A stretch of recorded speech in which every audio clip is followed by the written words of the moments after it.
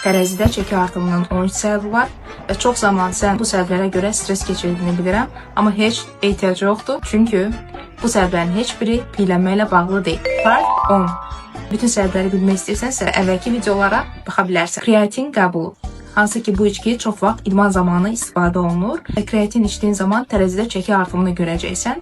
Bu əslində bədəndə əzələ kütləsində suyun toplanmasıdır.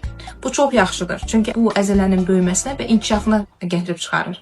Əzələ daxilində olan su orqanizmə heç bir ziyanı yoxdur. Əksinə, əzələ daxilində toplanmayan su bədəndə artıq toksin su sayılır ki, hansı ki çox vaxt fast food qidaları zamanı, yüksək sadə karbohidratlı qidalar və alkoqol qəbul olunan zaman, bu zaman əzələ kütləsində deyil, və kütləsinin xaricində su yığılır ki, bunu yadda saxlayın ki, əzələ daxilində yığılan su faydalıdır, əzələ xaricində olan su isə heç bir faydalı təsiri yoxdur.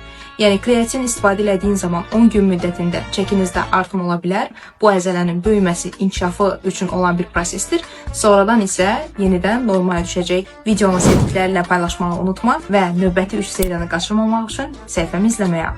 Növbəti videolarda görüşənədək.